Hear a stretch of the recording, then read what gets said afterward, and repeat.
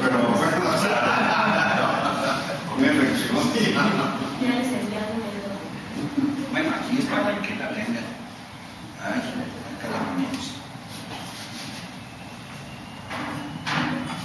El otro día vi un bote de pintura.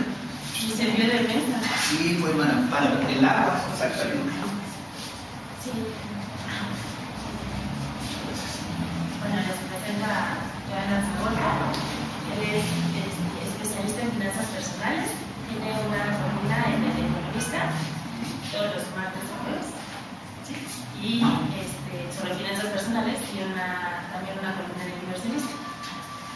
También tiene su página que es planeatusfinanzas.com. Y bueno, es conferencista y empresario, ¿no? Y nos viene a hablar sobre cómo nos va a afectar la reforma fiscal en nuestras finanzas personales. Pues muchas gracias por la invitación, encantado de estar aquí.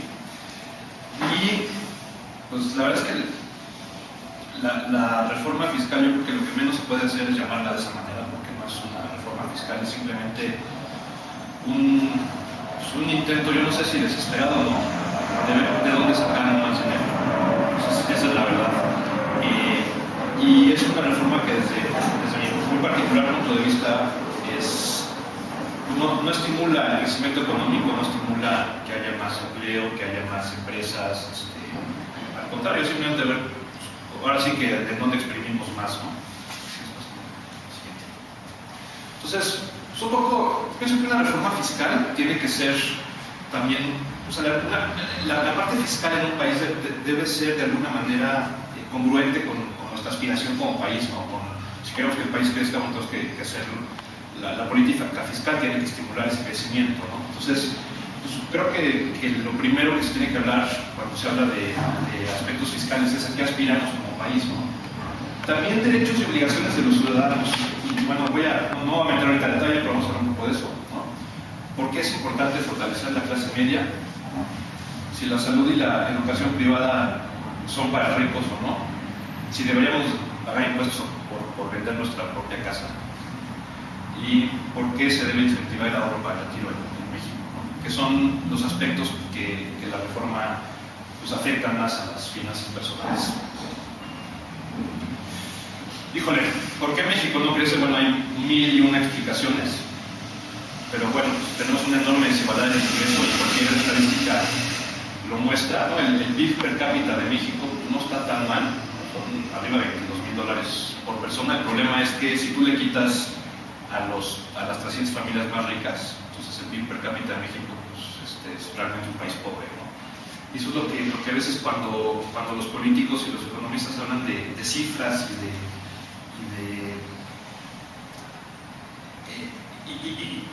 hablan de cifras un poco, hay que poner esas cifras siempre en el contexto, ¿no? Hay que ver qué significa. Si hay un incremento en el PIB, eso significa, en el PIB per cápita, por ejemplo, eso significa que hay una mejor distribución del ingreso o no. Entonces, la verdad es que la composición en este país está hecha pues, por unos cuantos ricos, ¿no? Una clase media que ya prácticamente es inexistente y todos los demás pobres, en realidad. O sea, creo que la única diferencia entre el pobre y la clase media hoy en día es que come todos los días y no come todos los días. Pero fuera de eso, somos un país muy pobre, ¿no? Precisamente por eso hay una falta de mercado interno. O sea, las empresas, hay muchas empresas, mucha gente emprende, hay muchos emprendedores en este país, sin embargo, pues, terminan tronando y una de las razones es porque no pueden vender sus productos. O sea, la gente simplemente no puede comprarlos, ¿no? O sea, el crecimiento económico está muy ligado al incremento en el consumo. El incremento en el consumo, pues, lo que te da es simplemente pues, que la gente pueda comprar más y pueda comprar los productos y servicios que producen las empresas y eso se va creando un círculo virtuoso, ¿no? El consumo interno no se incrementa con promociones como las del Confín, que desde mi punto de vista pues, es una manera muy artificial de hacerlo. O sea, porque el intento, y desde que se creó el Confín, pues se dijo que pues, era para estimular el consumo, ¿no? Pero no puedes estimular el consumo desde mi punto de vista haciendo que la gente se endeude más, y eso que la gente en México, la verdad es que las clases medias en México están terriblemente endeudadas, ¿no? Tenemos una corrupción a todos los niveles que tiene un costo altísimo. Y yo siempre lo he dicho, o sea, la corrupción en México, el costo que tiene la corrupción en México es simplemente que estamos viviendo con un sistema fiscal paralelo, porque pues, a todo tienes que dar mordidas, ¿no? O sea, y eso podría interpretarse pues, como un impuesto, o sea, lo que si quiero vender aquí en la calle, pues para que el poli no me pague una mordida. Si ya estoy en el centro, pues entonces hay un líder o lideresa o lo que sea de ambulantes y pues para que no me quite y para que no me mate, pues hay que pagar. Si tengo un negocio establecido, pues incluso al crimen organizado ya hay que pagarle, ¿no? Para que no me destruyan mi negocio en ciertas ciudades de este país. Entonces, si todo eso que pagamos en mordidas incluso para abrir una empresa, para hacer obras en la casa, hay que no te dan el permiso a menos de que te lo tardan 6-7 meses, a menos de que pues, ahí les des para sus chescos. Si todos eso fueran impuestos, este país es un país bastante rico. Y esa corrupción yo creo que es una de las cosas principales que habría que atacar, ¿no? Cuando tienes el 50% de la economía informal, y la economía informal, la verdad es que es una economía pues, paralela, pero es una economía fuera de la ley, ¿no? Y en la economía informal, la verdad es que hay gente que no le va mal, o sea, hay mucha gente, yo sí soy convencido que mucha gente que participa en la economía informal tiene mejores ingresos que el salario mínimo, que 2 o 3 salarios mínimos, que es lo que mucha gente que sigue empleada en la economía formal gana, ¿no? Entonces, la economía informal es un problema enorme porque, pues, primero está ahí porque no hay fuentes de empleo, porque la gente tiene que irse a la economía informal para sobrevivir, ¿no? Entonces, es un problema muy complejo el cómo haces para formalizar a esa economía informal, pero si no reconocemos la realidad que tenemos como país, pues entonces esto no va a cambiar, ¿no? Tenemos que buscar crecer a la economía formal y eso se tiene que hacer dando estímulos, por ejemplo, fiscales a la creación de empresas. Y eso que es algo que la reforma fiscal, por más que lo cacaree, la verdad es que no hace, ¿no? Porque es más, y a mí hasta me da mucha, pues ya no risa, ya ni siquiera risa, es coraje cuando salen anuncios de la reforma fiscal que dicen, oye, que te vas a formalizar, sí, porque mira, me dan estímulos, el primer año no voy a pagar impuestos. Yo lo que diría es, pues qué tonto, porque si no te formalizas no vas a pagar los impuestos. O sea, no es, para mí son cosas tan pues, tristes, ¿no? que vivimos en este país y que si no empezamos a primero aceptar nuestra realidad como país y luego a tratar de poco a poco ir cambiando, la verdad es que México difícilmente desde mi punto de vista va a salir adelante. México es un país de injusticia, ¿no? Y esto tiene un poco que ver con la pregunta que hice si la educación y la salud privada deberían de ser cosas para ricos, ¿no? Estados Unidos y Europa cada país tiene sistemas muy diferentes, ¿no? Y en Estados Unidos hay sistemas también muy injustos, o sea, no quiero nada más decir que ahí todo es bello, ¿no? Sin embargo, en general tienen una educación pública de calidad, pues incluso los ricos mandan a sus hijos a escuelas públicas, o sea, no hay muy pocas escuelas privadas, ¿no? Son la excepción y no hay esa necesidad, o sea, si tú eres un ciudadano en Europa y en Estados Unidos, digamos que tienes un empleo, ¿no? Por lo general vas a tener acceso a servicios de salud y a servicios educativos, ya sea estatales, privados, en una combinación, pero de calidad, o sea, no necesitas gastar en eso. En México no, en México, a pesar de que ganas menos, pues la verdad es que la gente de clase media hace muchos esfuerzos a veces por mandar a sus hijos a escuelas particulares simplemente porque no hay una calidad, no se percibe una calidad educativa y uno como padre siempre quiere dar mejores oportunidades a su familia, ¿no? Y lo mismo, o sea, en Francia, por ejemplo, en Francia no existen los médicos particulares, o sea, todos son médicos particulares, pero todos están dentro de un sistema de salud. Puedes ir a cualquier hospital, a cualquier médico, te pueden dar un tratamiento, digamos, como el que recibe cualquier persona. En México eso no es posible, y a pesar de que la seguridad social es algo muy importante y se han hecho esfuerzos, seguro popular y cosas así, la verdad es que al final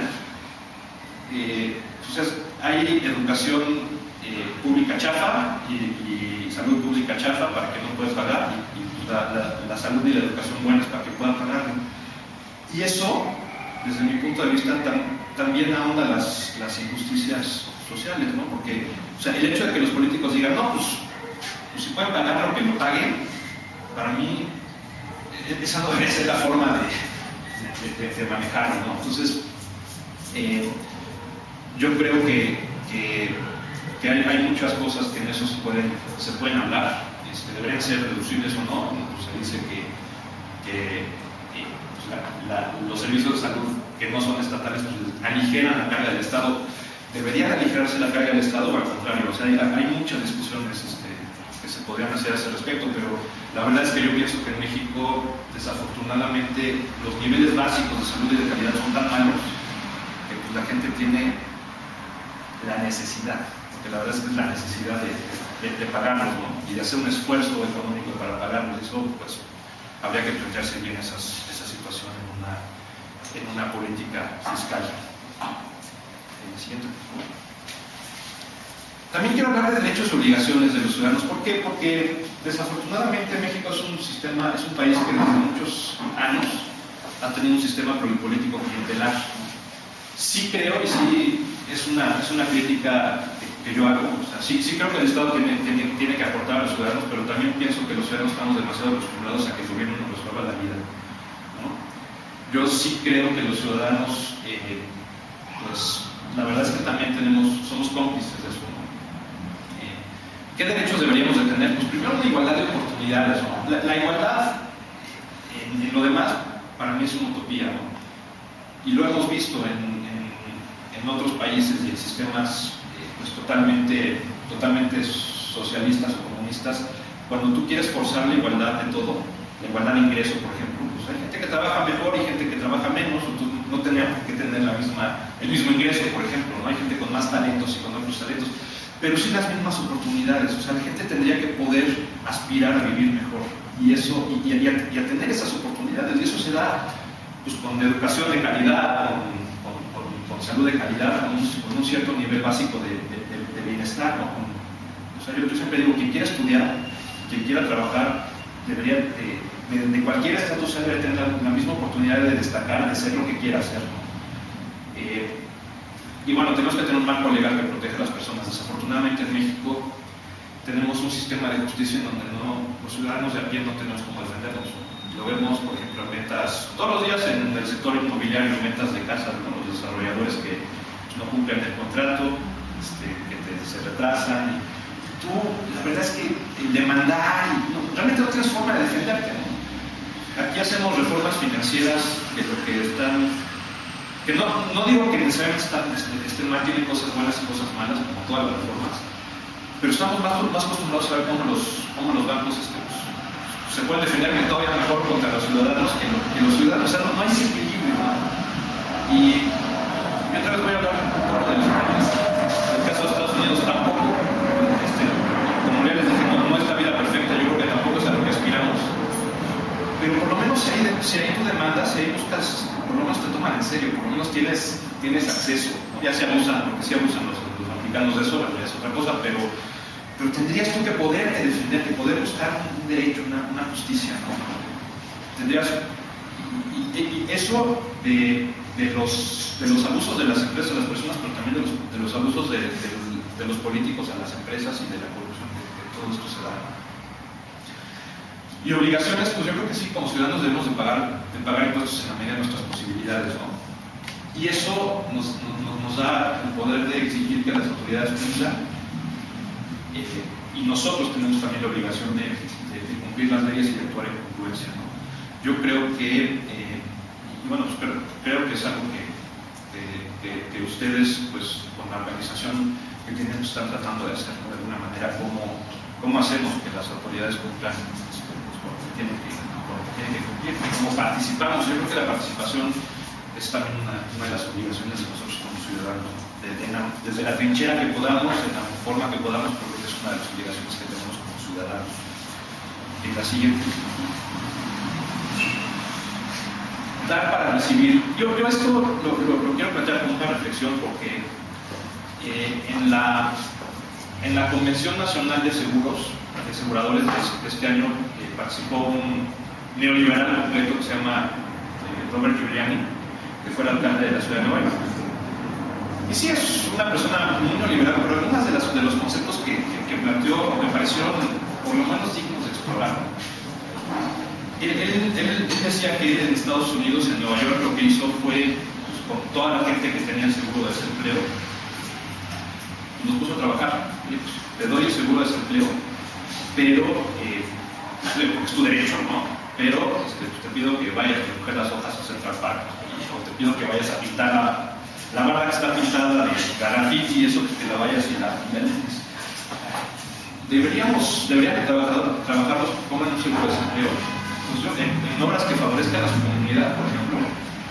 Pues yo pienso que sí, aquí la parte de la reforma fiscal y parte de todo este sistema de reformas, pues se habla de un seguro de desempleo universal que también está bastante mal hecho, pero pues bueno, es como lo mismo, te doy un salario mínimo, si pierdes el empleo, pero eso tal vez desde mi punto de vista está diseñado para seguir siendo un sistema muy clientelar, muy sí, aquí te ayudo, te doy propina básicamente, porque ni siquiera vas a obtener un acceso, no es un seguro de desempleo realmente, pues, que realmente le sirva a la gente. Y la justicia social es que todos también contribuyamos, ¿no? Es dar y recibir, es lo mismo. Yo siempre he pensado que nosotros tenemos como ciudadanos que ser congruentes.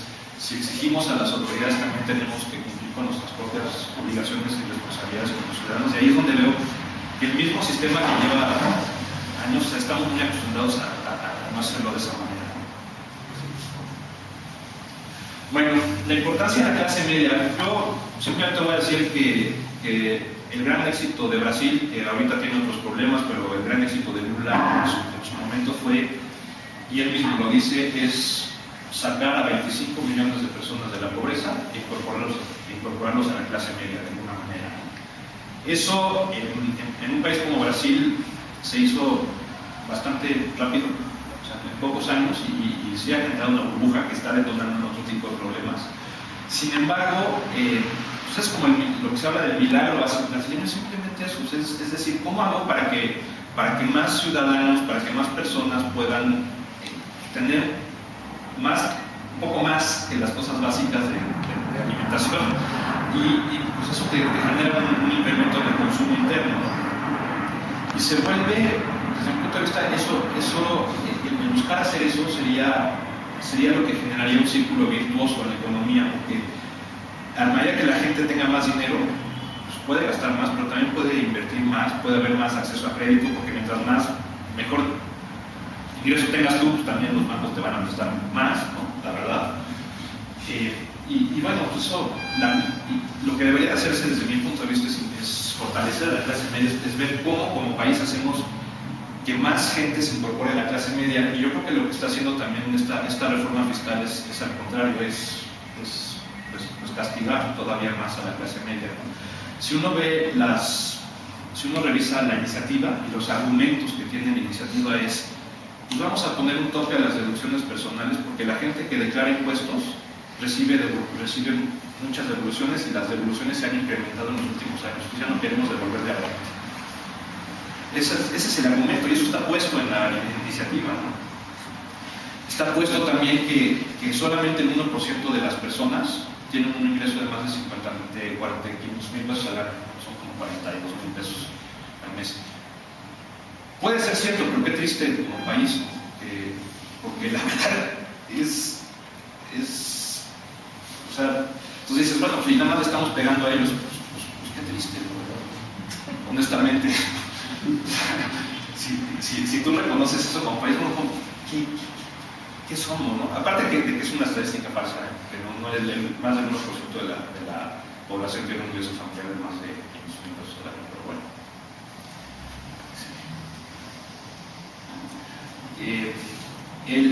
Un incremento en la carga fiscal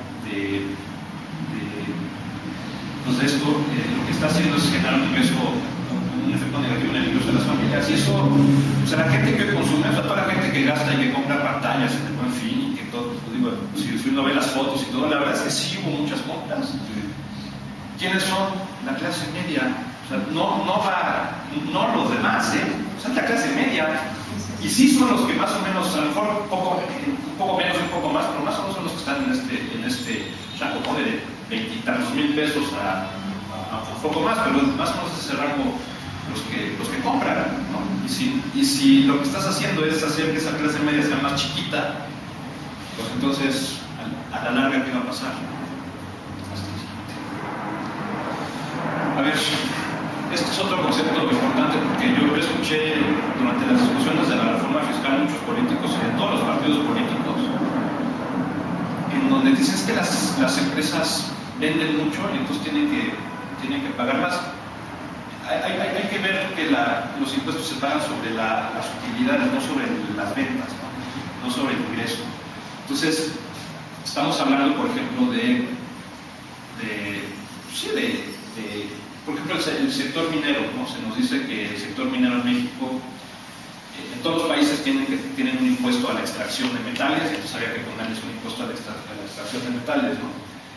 Yo, la verdad es que no soy experto en el sector minero, simplemente, y a lo mejor ninguna de las discusiones es totalmente cierta, pero lo que los mineros dicen es, pues es que, a ver, yo invierto en el costo de exploración, yo saco, y de mi utilidad, pago impuestos del 30% como cualquier otra empresa. Si me metes un 7% en ese costo, pues va a pagar casi el 50%, según dicen ellos, ¿no? Pero ¿cuál argumento es cierto y cuál argumento no es cierto, ¿no? ¿Qué se hizo, por ejemplo, qué no se hizo? Que es una cosa donde sí se ha puesto el dedo en el renglón todos los años, ¿no? Se nos dice que Bachoco y que Bimbo reciben grandes devoluciones del fisco todos los años. Y sí las reciben, pero las reciben ¿por qué? Por el IVA. Porque el IVA a alimentos es cero. Y el IVA es un impuesto que se traslada. Entonces, ellos todo lo que pagan de IVA por el transporte, por todo lo que contratan y todo lo que hacen, como no pueden cobrar IVA, entonces, pues, fisco, me debes, todo lo que yo pagué de IVA me lo tienes que devolver, ¿no? Si se hubiera hecho un cambiecito, diciendo en lugar de tasa cero es exento, ya no tendrían que haber esas devoluciones de IVA. ¿Por qué no se hizo? ¿Por qué no se hizo? Hay quien me dice que los impuestos estos de la obesidad y este tipo de cosas, que la verdad es que tampoco es algo que vaya, eso sí no pienso que vaya a afectar mucho a la gente. Es simplemente una venganza política de aquellos que apoyaron en su momento al PAN, a FEMSA, a Coca-Cola, Fox, el presidente de Coca-Cola, Bimbo, ¿será o no será? Pues quién sabe, pero la verdad es que en este país ya no sabes. O sea, si eso fue realmente una revancha política para pegarle a ese tipo de empresas un poco o no, quién sabe. Para mejorar la salud no es. No se arregla el problema de la obesidad. No, claro que no. Pero además lo más grave en ese sentido es que si tú pones un impuesto para arreglar un problema de salud, pues deberías de etiquetar ese ingreso adicional a salud. Y tampoco se hace, ¿no? Deberías decir, bueno, pues todo lo que se recaude extra lo voy a invertir en salud, en campañas, en lo que fuera. O sea, tampoco se hace. Entonces, bueno, no. Y en las personas físicas, muchas veces se piensa que las cosas deducibles son las que no pagas al fisco, y en realidad no, es simplemente tú pagas impuestos sobre tus ingresos menos tus gastos deducibles y sobre lo que te queda pagas el impuesto. Entonces, el hecho de que tengas deducible esas cosas, lo único que hace es que te reduce el monto sobre el cual pagas impuestos. Y sí se confunden muchas veces esos términos, sobre todo en empresas, ¿no? La verdad es que hay muchas empresas, y yo lo vi, yo trabajo en compañías de seguros, y se decía, hay que ponerle impuestos a las reservas de las compañías de seguros porque no pagan impuestos sobre sus reservas. Y eso, desde que eso estaba en la iniciativa, no pasó, porque alguien les hizo una razón, pero simplemente si tú recibes una prima, o sea, la prima del seguro del coche, ¿no? Las compañías lo que tienen que hacer es, esa prima que reciben, no la pueden pasar a utilidad, o sea, la tienen que reservar durante toda la vigencia, la van devengando, ¿no? Y al final, cuando ya recibe el seguro, de hecho cada mes se va devengando y entonces ya vas pasando esa prima a tu resultado, a tu utilidad. No es que no pagues impuestos, sí lo pagas, ¿sí?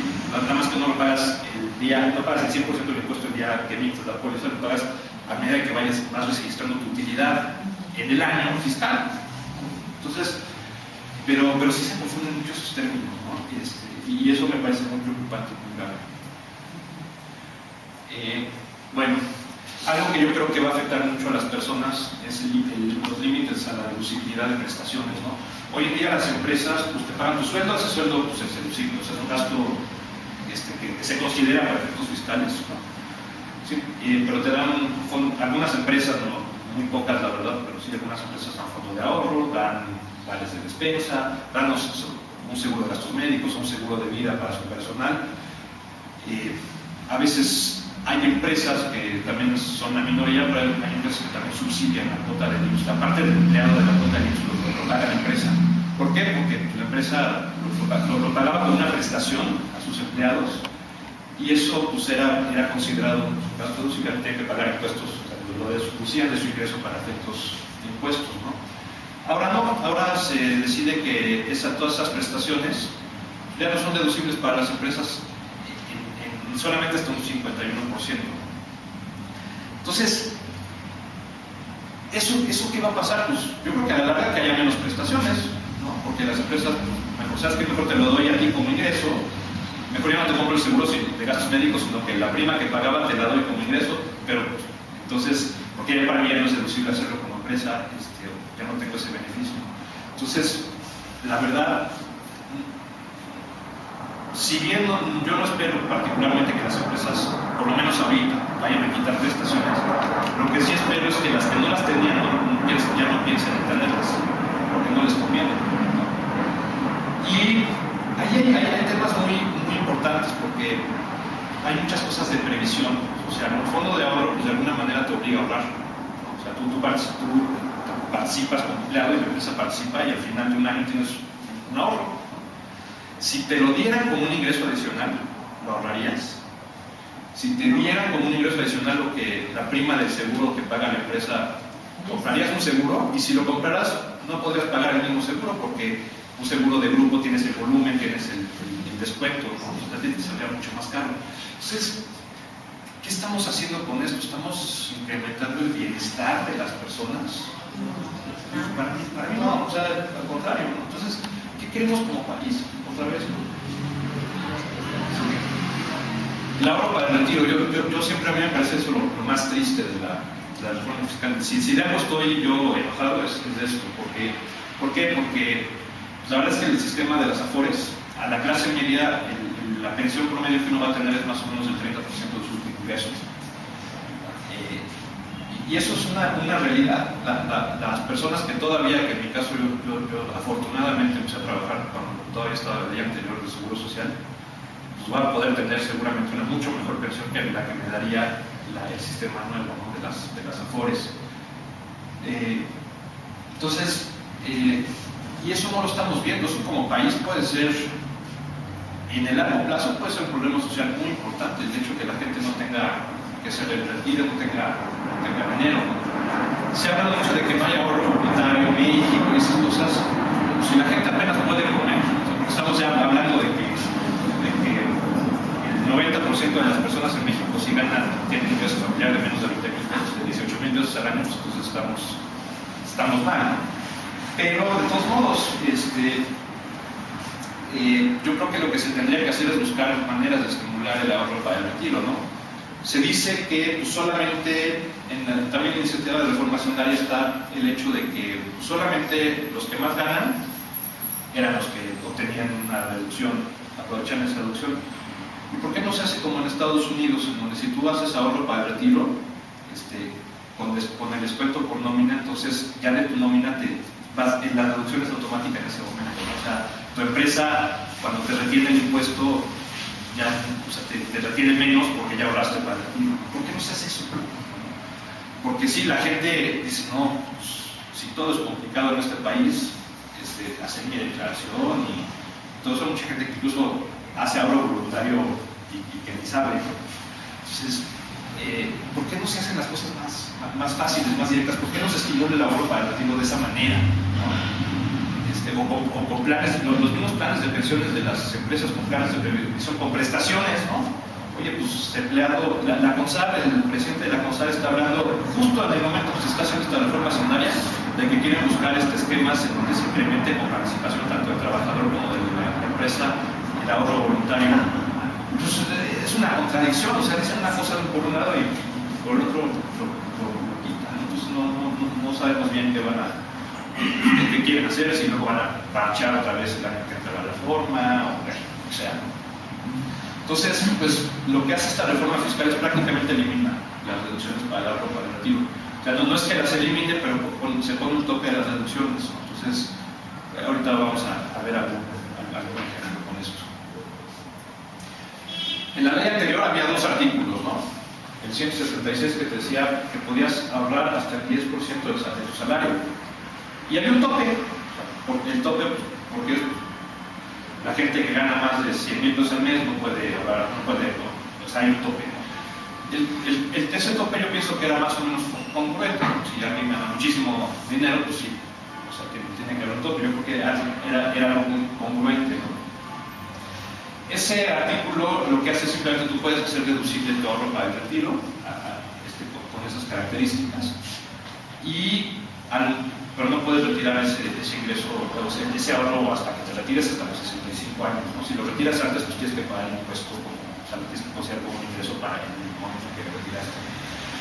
Y había otro artículo, que era el 218, que desde mi punto de vista ese estaba medio, ese venía muy de una ley, de leyes muy antiguas, pero ahí lo he dejado, en donde te permitía ahorrar hasta 152,000 pesos más. Con otros, ese era más un diferimiento fiscal. En el primero, cuando te retiraras, no tenías que pagar impuestos de lo que obtenías. Sí tenías, pero había unas excepciones hay unas excepciones muy importantes. En sí, simplemente, pues, el día que te sacas, tienes que pagar el impuesto. Pero bueno, al final en total podías, es más bien un diferimiento fiscal, pero en total podías hacer deducible hasta 270,000 pesos, lo cual sí pienso que es demasiado, o sea, sí pienso que es excesivo. Creo que sí se pudo haber moderado un poco esto, ¿no? Sin embargo, la reforma fiscal lo que se te dice es, todo sigue igual, puedes seguir deduciendo más o menos todo lo que podías seguir deduciendo, simplemente pues ahora te tocamos todas tus deducciones hasta un máximo de 94,549 pesos. Lo que nadie se puso a pensar es, ok, ¿cómo le voy a hacer? Porque si hoy hago ahorro voluntario, ¿verdad? A la FORE, y pues al final de mi año resulta que me paso del tope y entonces ya parte de ese ahorro ya no fue deducible. Pues de todos modos la FORE sí lo consideró deducible, de todos modos va a tener un efecto fiscal cuando tenga que sacar ese dinero.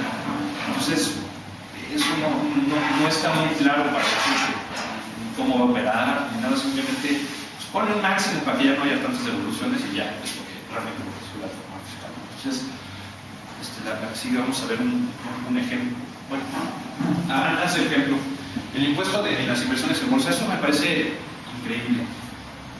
En México era prácticamente el único país del mundo en donde las ganancias en la bolsa no tienen impuestos. Eso sí me parece increíble, sobre todo porque México es un país en donde el mercado bursátil está dominado por el capital extranjero. O sea, la verdad es que la gente que invierte en bolsa mexicana que invierte en bolsa realmente es muy poca, y sí son los muy ricos muchas veces, ¿no?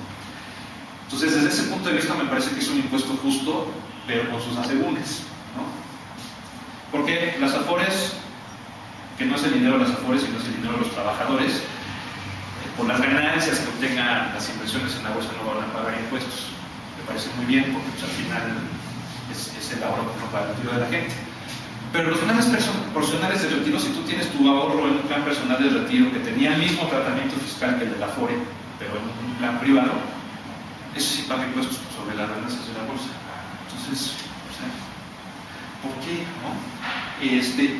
Como en todo, o todos coludos o todos rabones, es lo que yo siempre he dicho, ¿no? Y la otra cosa que es injusta es que el impuesto es del 10% y ya, no es un impuesto que la ganancia que obtengas de las operaciones en bolsa no las acumulas a tu ingreso. Entonces, ¿Eso qué significa? Que si tu tasa de impuestos es del 32%, por decir algo, por tu nivel de ingresos, por lo que ganes en bolsa no vas a pagar el 10, no vas a pagar el 32. Entonces, ¿es justo o no es justo? Yo pienso que no está también bien hecho, pero bueno, en países como Estados Unidos es un ingreso acumulable y para las ganancias de corto plazo, y eso está bien porque lo que hace es grabas a la especulación, y las ganancias de largo plazo, que es más de un año, entonces ahí sí es 10%. ¿Por qué no se hizo así? No, si tanto nos gusta copiar a los gringos, pues en esas cosas, de las cosas que a lo mejor podríamos tomar de buenas, ¿por qué no lo hicimos así? O sea, sí, sigue siendo un entorno que favorece el capital especulativo, el impuesto que se puso. ¿Qué más? ¿Puedes ampliar eso de que está borrando el fondo privado? Sí, si tú tienes un plan personal de retiro autorizado por el SAT, porque los planes personales de retiro tienen que estar autorizados por el SAT, y en ellos invertiste, tienes algo de inversión en algún fondo que invierte en bolsa, esos fondos, esa ganancia sí tienen que pagar impuestos. No lo pagas tú, pero lo paga el fondo. Entonces, el rendimiento que ya recibes ya considera ese ingreso, ese impuesto. Entonces, recibes un rendimiento menor al que podría recibir. Eso es lo que está sucediendo con esas. Pero mayor si estuviera en la foto. Si lo inviertes en la Afore no, como el dinero que está en las Afores no pagaría esa ganancia. Eso es lo que. ¿Y cuál rendimiento sería mayor? ¿El mismo monto en la Afore o en Es que mira, el gran problema, no sé si sea problema o no, porque digo, México también no tenemos una cultura financiera muy amplia y sí entiendo que no le puedes dejar a la gente que la gente decida exactamente cómo quiere invertir su dinero para el retiro, no a nivel masivo. ¿No? Entonces, el problema de las Afores es que el régimen fiscal de las Afores está determinado por el gobierno. Entonces, digamos que en cierto sector, en personas que dicen, oye, yo quisiera tener un poquito más de control sobre este dinero, pues prefiero ahorrar en otro vehículo, en otro operativo autorizado, deducible, en otro vehículo, pues ahora quién sabe si me convenga. Entonces, o sea, habrá que comparar cómo quedan, si esos vehículos son mejores o no ya considerar los impuestos, pero al principio yo pienso que no necesariamente. Y otro tema son los dividendos, y es que aquí hay que distinguir en empresas grandes y en empresas chicas, que los dividendos no son nada más de las empresas que cotizan en bolsa. O sea, un dividendo es simplemente la ganancia de la empresa se reparte a los accionistas, eso es el dividendo, a los socios, y eso puede ser en la miscelánea, la ganancia de la miscelánea se le dan vuelta.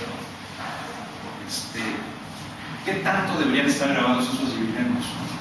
Hay países que tienen, hay muchas diferencias en las regulaciones de los países, pero los dividendos se distribuyen de las ganancias de las empresas después de impuestos y se distribuyen al dueño, ¿no? Entonces, yo ahí tengo un poco de sentimientos encontrados, porque aunque sí reconozco que en muchas ocasiones, cuando estás hablando de empresas grandes, pues al final el dividendo que te da la empresa es un ingreso para ti y deberías pagar impuestos por ese ingreso. O sea, puede ser que sí, pero también en una economía en donde el 98% de las empresas son microempresas y de esas cada año llevan la mitad y salen la mitad de nuevas empresas, yo no veo ningún estímulo en eso, no sé, yo estoy un poco de sentimientos encontrados. Simplemente lo dejo con una pregunta: ¿qué tanto deberían ser grabados? ¿Deberían tener un tratamiento? ¿No deberían tener un tratamiento? Debería ser grabado solamente el dividendo que va a los accionistas bursátiles, por ejemplo. O sea, eso es algo que yo todavía no he encontrado la manera. Y la otra es que los ingresos por dividendos que tengan también fondos de inversión en planes personales de retiro también tienen que antes no lo tenían. Entonces, eso también puede afectar. Si tu casa vale más de 3,5 millones de pesos y la vendes, tendrías que pagar impuestos sobre la renta, ¿no? Ahora también aquí hay que pensar una cosa: el impuesto sobre la renta no es sobre el valor de tu casa, es sobre la utilidad que tuviste por venderla, ¿no? Sin embargo, si ya viviste 30 años en tu casa, pues cuál va a ser tu utilidad y cómo la vas a terminar, y pues en viejos pesos, nuevos pesos, cuando me comprar, o sea, es un poco complicado. Y si vale que no pagas nada, pues sobre la renta, entonces, pues sí. Es que, miren, yo pienso que si una persona se dedica a la compra-venta de inmuebles y obtiene una utilidad por eso, está bien que pague impuestos, es un ingreso, o sea, como compro casas, las vendo y tengo un ingreso por esa actividad, sí está bien que se pague impuestos, ¿no? Entonces, ¿por qué nada más las demás de 3 millones? O sea, entonces yo mejor me voy a dedicar a comprar y vender departamentos de interés social para no pagar impuestos, ¿no? O sea, estás dejando esos hoyos. Y pues tampoco importa si... Antiguamente el criterio era si la viviste más de determinado tiempo no pagas. Claro, pero ahorita ya no, ya pagas simplemente por haber en tu casa. Entonces, si tienes que vender tu casa por necesidad, si perdiste la chamba, si no puedes pagar la hipoteca, porque hay mucha gente que se mete a hipotecas, pierde su chamba, y en México desafortunadamente a veces es muy complicado tener una chamba con el mismo nivel de ingresos que tenías antes. Entonces ya no puedes pagar la hipoteca, pues ¿cuál puede ser una solución? Pues va a tratar de vender antes con liquidación, pues me sigo pagando el seguro de desempleo de hipoteca, lo que sea. Pues mientras la trato de vender, y pues por lo menos recupero algo, no pierdo mi casa, ¿no? Hoy en día, pues sí, a lo mejor la vendes y pues vas a tener que pagar impuestos. Yo me pregunto si eso es justicia social, y si esos límites son, ¿qué tan arbitrarios son, no? O sea, porque una vivienda de 3,5 millones de pesos, a mí me disculparán, pero muchos departamentos de esta zona, de 120 metros cuadrados, pues ya pagan eso, ¿no? Y eso es clase media, o sea, además, ¿no? Entonces, no sé, o sea, son cosas que desde mi punto de vista no tienen ni pies ni cabeza, pero son muy criticables. ¿Cómo quedaron los impuestos? Ahorita voy a hablar nada más de lo que se modificó, ¿no? De los niveles de impuestos que se modificaron, ¿no? Si uno gana hasta 750,000 pesos, digamos que no hubo cambio, la tasa de impuestos ya era 30% en ese nivel de ingresos, entonces realmente no hubo mucho cambio, ¿no? Si ganas de 750,000 a 1,032,000, de 1 millón a 3 millones 34 y más de 3 millones 35. En otros países, en Estados Unidos y en Europa, por ejemplo, las tasas son más altas en general. Sobre todo en Europa. En Alemania las personas terminan pagando cerca del 45% de impuestos. ¿Pero qué recibes a cambio? Salud de calidad. O sea, no tienes que pagar colegiaturas, no tienes que pagar médicos privados, tienes un sistema de transporte eficiente, muchas cosas, ¿no? Aquí, pues la gente que está en este rango de ingresos sí tiene que pagar colegiaturas, tiene que pagar medicina privada, seguro de gastos médicos privados, etcétera, simplemente porque no hay un sistema de calidad, ¿no? Entonces, bueno, ok, uno dice, bueno, perfecto, incrementan los impuestos, pero además de que me incrementaste la tasa de impuestos, me limitas la deducibilidad. Un seguro de gastos médicos internacional para una familia de 4 personas, estoy hablando de internacional y de carro, ¿no? Puede costar arriba de 100,000 pesos. Para papás de sus 30 y 2 hijos. Uno que no sea internacional, pero que tenga un tabulador relativamente que puedas entrar a hospitales, a los mejores hospitales en México o a los más caros, pues vale aproximadamente 48,000, 50,000 pesos. Entonces, es complicado. Entonces, yo digo, bueno, perfecto, o sea, si la gente que gana más tiene que pagar más, yo creo que sí es justo, ¿no? O sea, yo pienso que eso no necesariamente está mal, pero el problema es que te pegas por los dos lados. Entonces, y pues eso, ahora sí vamos al ejemplo en una persona que está básicamente en este rango. Por ejemplo, una persona que tiene un ingreso familiar de 850,000 pesos al año, que si es una persona pues, que gana bien, cerca de de 80,000 pesos al mes, pues la verdad es que es un ingreso muy bueno en este país, ya de directivo. Pues, antes podía ahorrar para el retiro los 85,000 pesos, el 10% de su salario, y lo deducía, ¿no? Digamos que tenía capacidad de ahorro adicional, podía bajo el otro artículo ahorrar 25,000 pesos más, también era deducible. Pagaba en colegiaturas, como las colegiaturas están topadas, depende del nivel y del hijo, etc. Digamos que podía ser deducibles 30,000 pesos.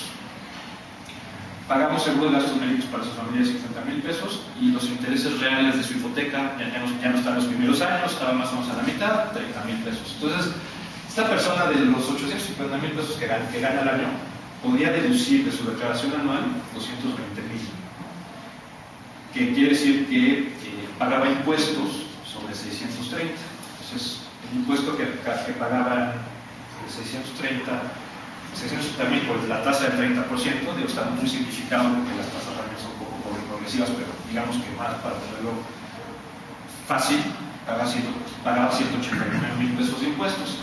Lo que pasaba es que muchas situaciones pagaban de su sueldo y cuando hacía su declaración anual no tenía un saldo a favor. Ahora, con la reforma fiscal, como hay un límite a estas deducciones personales, va a tener que pagar impuestos sobre 755,000 pesos y además con una tasa más alta, que es el 32%.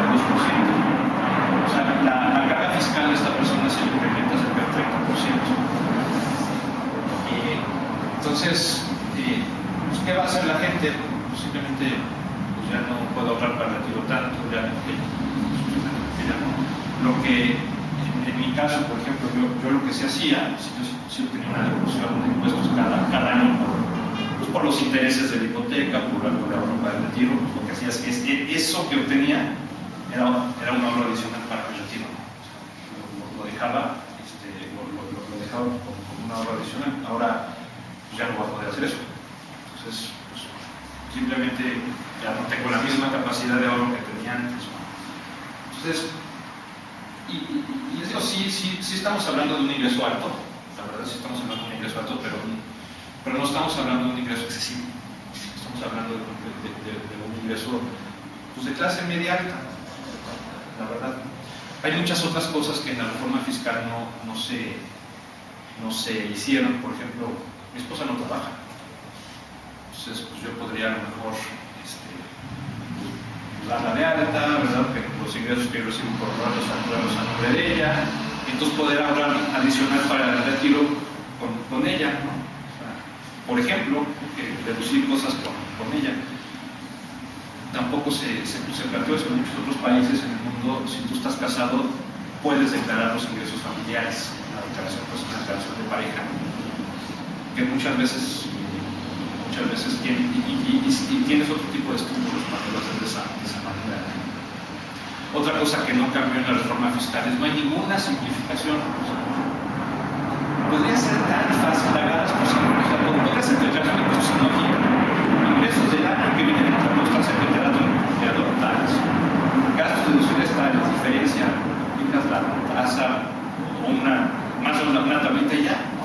Pero aquí hay otro tipo de conceptos que el salario, hay muchas cosas que no son sencillas. ¿Por qué no? Eso la verdad es que no se hizo, ¿no? Entonces, la verdad es que, como les digo, no es una reforma para ver de dónde sacamos más, pero no para nada, ¿no? Y si es una reforma, y el gran problema de esta reforma es que además se aprobó un déficit fiscal en este país mayor, que te dicen que está dotado, que no es mucho, es poquito y es nada más 2 años, ¿no? Pero pues, si no nos olvidamos, y yo creo que muchos de los que estamos aquí lo vivimos, yo de niño, pero lo vivimos, es que pues, muchas de las crisis que hubo en este país con un nivel de endeudamiento elevado. Y el problema es que en México tampoco se reconocen muchos pasivos, ¿no? En México todo lo que está en Fobaproa, todo lo que son las pensiones de los trabajadores de IMSS, CFE, Luz y Fuerza, y los pasivos que el mismo IMSS, que al final el gobierno tiene de las pensiones de muchos de las personas, eso no está en la deuda pública, eso no está reconocido como deuda. Entonces, el déficit real de México es mucho mayor. Es igual O sea, tenemos unas estadísticas muy bonitas de tasas de desempleo abierto en México del 6% por niveles internacionales. Lo que pasa es que no son tasas de desempleo, son tasas de desocupación. Entonces, si tú vendes chicles por la calle, estás considerado empleado. Entonces, por eso no estás en por eso es esa estadística, la verdad. O sea, si tú tienes una ocupación, entonces eres considerado empleado, por eso es una estadística. Entonces ahora resulta que estamos mucho mejor que España. ¿No? La tasa de desempleo en México está a niveles internacionales. Alemania tiene una peor tasa de desempleo que México.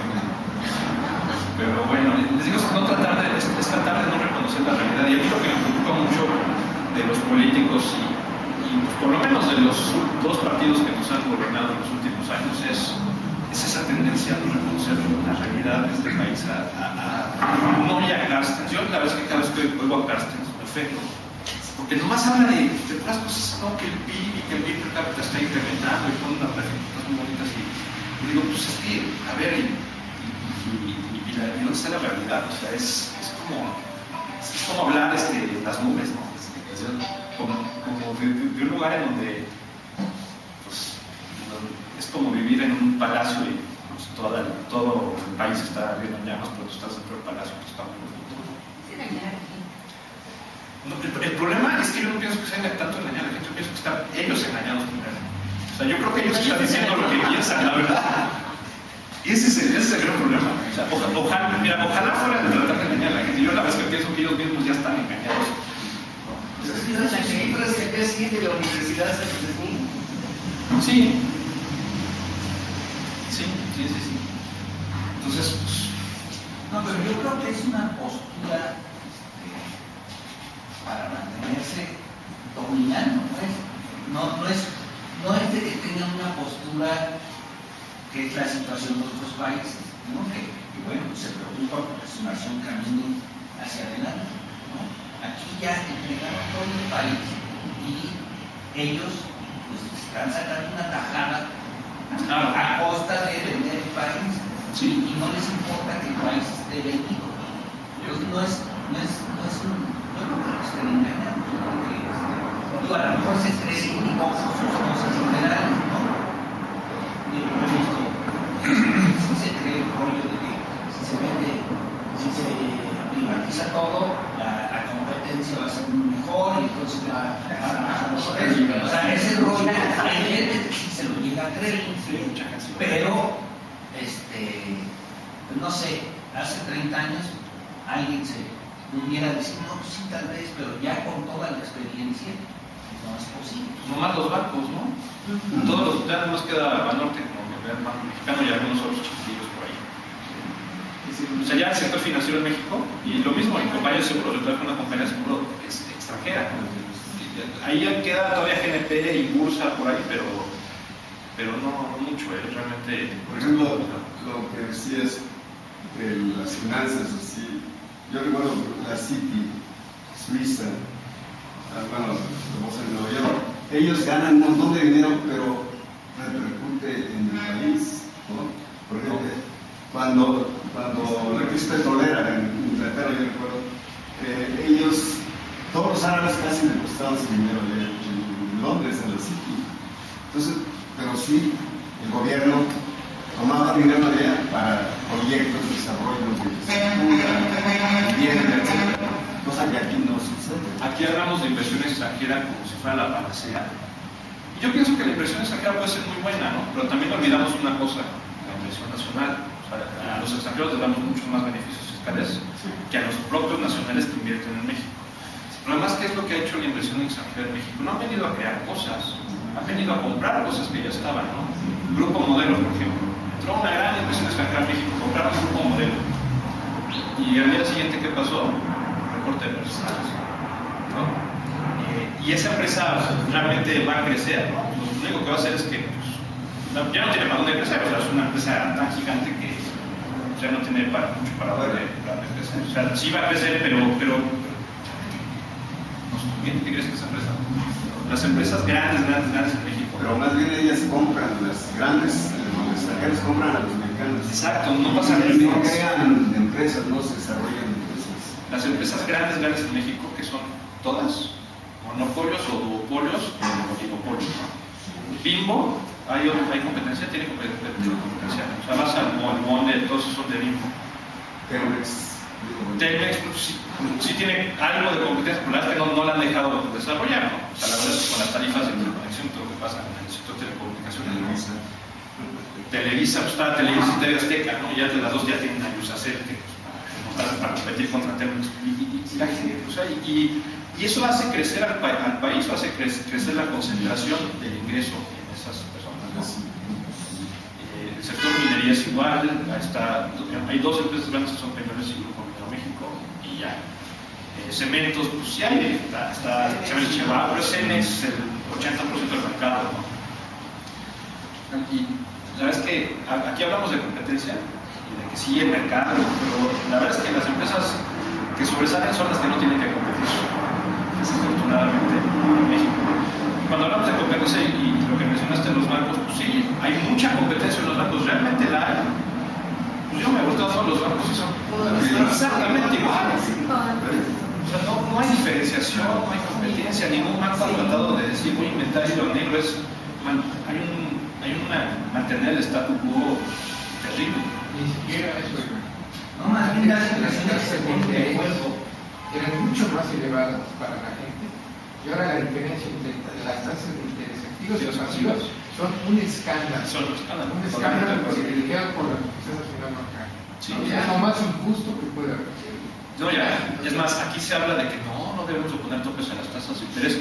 Pues en muchos países, Chile, que tanto nos gusta decir, el caso chileno, el milagro chileno, tiene topes en las tasas de interés. No puede ser más de tantas veces la tasa. En el fondo, este es un país de mentiras y de mentiras institucionales. Exactamente. Es para privilegiar a un pequeño grupo. Porque es este país, nada más. Sí, lo que no se da cuenta este pequeño grupo es un poco lo que decía Henry Ford, ¿no? Que tenía que hacer coches que sus empleados pudieran comprar para que toda la gente pudiera comprarlos, ¿no? Aquí es, o sea, hay un momento donde ya concentren todo, ya no haya nada, ya no haya país, ya no haya nada. Eso la verdad es que es algo tan Y además el proceso de desindustrialización del país es terrible. Y si lo ves y lo analizas en función de la inversión extranjera que no está aportando nada, No aporta sí nada. está comprando y está reduciendo el empleo del país. Es lo que está haciendo. ¿No? Eso es lo que está haciendo. Sí, ¿cuál es el valor añadido, el valor agregado nacional para el país? Ninguno. Y ahora quieren vender el petróleo, ¿no? Exactamente. Por ejemplo, las empresas que compró Slim, Condumex antes era una empresa rollante, conocía, tenía un centro de investigación, ya lo desapareció todo y todo compra. Hay un proceso de integración en lo que compraron la Tincasa también para ellos fabricar su propia fibra. Pero La Tincasa Condumex compró el fin para tener su propia fibra. la industria No sí, comprarlo. ya no se está desarrollando.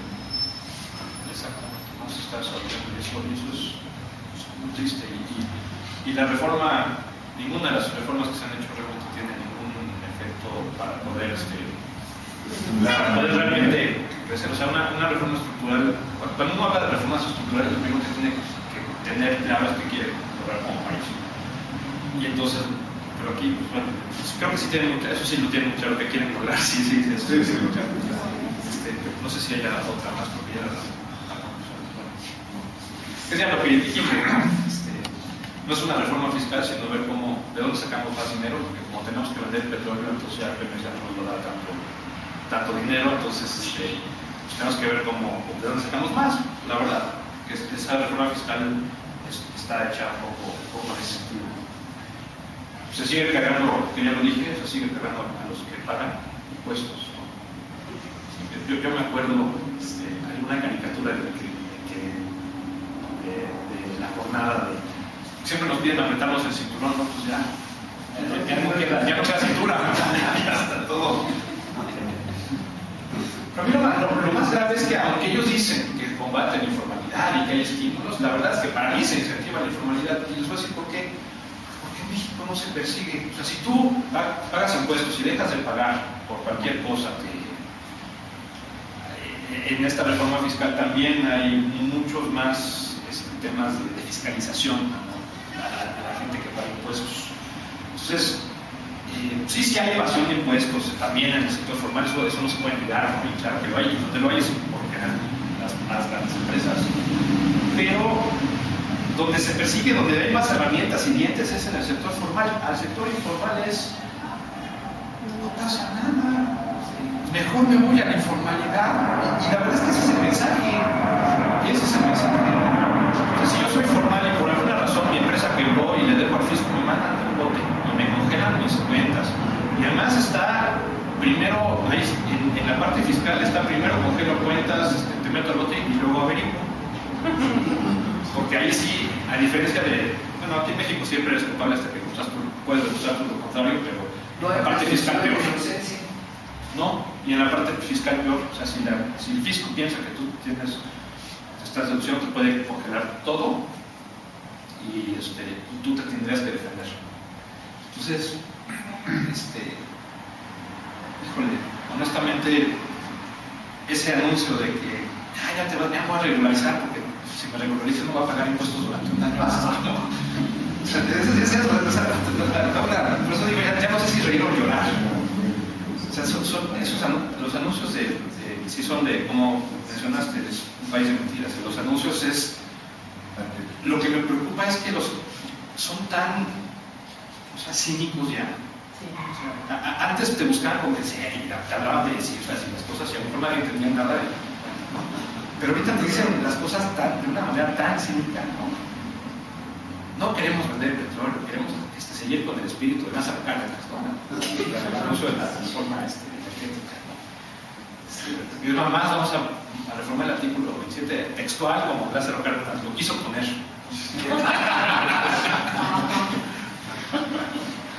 Ya es un cinismo, es impresionante, ¿no? Es impresionante. Entonces, híjole, a mí se me preocupa mucho pues, a dónde vamos como país. Y pienso que la reforma fiscal pues, es simplemente otra más de es otro salto. Y no porque no piense que debe haber sistemas progresivos, sí creo que debe haber sistemas progresivos, sí pienso que debe haber más quien gana más, pero pienso que no puede, que lo que tienes que hacer como país es buscar hacer que tu gente se desarrolle más. Yo cuando estaba chico, que todo el discurso era que México tenía obra de mano de obra barata, ¿no? Y que éramos atractivos para la inversión extranjera porque teníamos mano de obra barata. Me acuerdo de adolescente que empecé un poco a meterme en cosas políticas y que empecé a escuchar los discursos y decía, una vez dije, eso nos debería dar orgullo, o sea, deberíamos de decir, somos atractivos porque tenemos mano de obra barata. O sea, pues hay que mantener la mano de obra barata, ¿no? O sea, es lo que como gobierno quieres hacer entonces, ¿no? Pues hay que mantener gente jodida.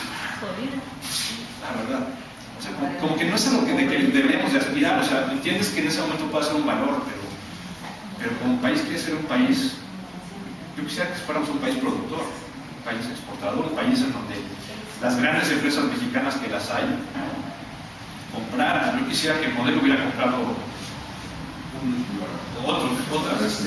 otras empresas, a Heineken, por ejemplo, Heineken compró las... También de mitos. Al final de cuentas, eso implica, ¿verdad?, que quienes más progresen en lugar realmente de dedicar recursos de verdad a su investigación, que es lo que va a generar desarrollo y es donde vas a poder realmente ser un país exportador en serio. Te has vuelto un país maquilador. Entonces tienes que seguir las reglas que te están imponiendo para ser un país atractivo. Claro. Y no estás desarrollándote como país. Es que eso es lo más grave de todo esto. Eso, pero también qué triste que ya no quede nada en manos de equipo. O sea, las grandes empresas también ya tienden a hacer, hay algunas todavía, pero o sea, lo que tendrías que hacer es que hubiera más grandes empresas mexicanas, ¿no? O sea, que esas empresas tuvieran realmente... Pero que crean tecnologías. Claro. Sí, pero es un poco lo mismo, ¿no? Lo de la mano de obra barata. Dices, bueno, yo quisiera ser un país en donde la mano de obra fuera mejor, ¿no? ¿no? Aportara más, o sea, fuera una mano de obra más calificada, que eso al final sí también reduce costos, ¿no? Por ejemplo, ¿no? Pero Pero estamos viendo que el grupo que tiene el dinero escucha todos los días estos discursos de vamos a hacer y vamos a tomar de Peña, y en 2 años nos hemos vuelto un país exportador de capitales. para mí Peña no hubiera podido ganar. Entonces le están diciendo, están oyendo y diciendo sí señor presidente, todo, pero están sacando su dinero. Es una incongruencia. Están creando los empleos en otro lado. Sí. ¿Quiere ser de Peña? No, que para mí la clave del triunfo de Peña fue el apoyo de los grandes capitales. Lo que hicieron fue darle la espalda al PAN y se apostaron por Peña. Quién sabe qué promesa se hicieron, pero hay muchas otras cosas. Por ejemplo, hay un solo ejercicio este año tremendo. Se habla de muchos proyectos. El discurso del gobierno es mucho de la infraestructura, no se construye infraestructura. No ha salido un proyecto grande en el gobierno de Peña, más que el gasoducto de los Ramones, que a los coreanos. Pues, pero ese ni siquiera ha sido fue una alianza estratégica, ¿no? La carretera de Culiacán al Prado, ya la habían inaugurado, ahora lo volvieron a inaugurar. Nada más que esa fue de Calderón. Esa es una tragedia. Dices, ¿cómo es posible? La carretera funciona sobre predios que nunca fueron expropiados y que son de ejidos. Están en pleito. O sea, pero es lo que digo, esas personas no se pueden defender. Ya está la carretera, ya, o sea. ¿Y qué vas a hacer? ¿Parar la carretera? Pues porque, o sea, deberías, pero tampoco como nación es lo que. O sea, deberías simplemente arreglar el problema, o sea, págales las tierras, ¿no? O sea, solucionalo, ¿no? Hoy en día también, y eso lo veo yo mucho por la parte de compañía de seguros, porque nosotros nos gusta asegurar proyectos de construcción. Ahora el problema de los derechos de vía ya no los maneja el gobierno, como que Fox con lo de Atenco y lo del aeropuerto ya dijo, no sé, pero ahora en todas las licitaciones públicas le dicen a las empresas privadas que ganan la licitación, tú tienes que hacerte cargo de los derechos de vía. Y lo que pasó en esta carretera pues es que les valió y entonces te estás dejando un problema. Pero además tú como empresa, o sea, los derechos de vía son, o sea, el gobierno tiene poder de expropiar. Entonces, es terrible. Es un tramo aquí en el Estado de México que aquí también tiene ese problema. O sea, ya están hechos, ya están circulando y todavía no solucionan el temor liquidado a las gentes sus terrenos. Y otra vez, como país esa gente, ¿cuál es la forma que tienes para defenderte? O sea, no puedes ir a la justicia porque los abogados, no puedes. O sea, sí, o sea, pero todo esto que lo que habías planteado al principio es la educación. Si este país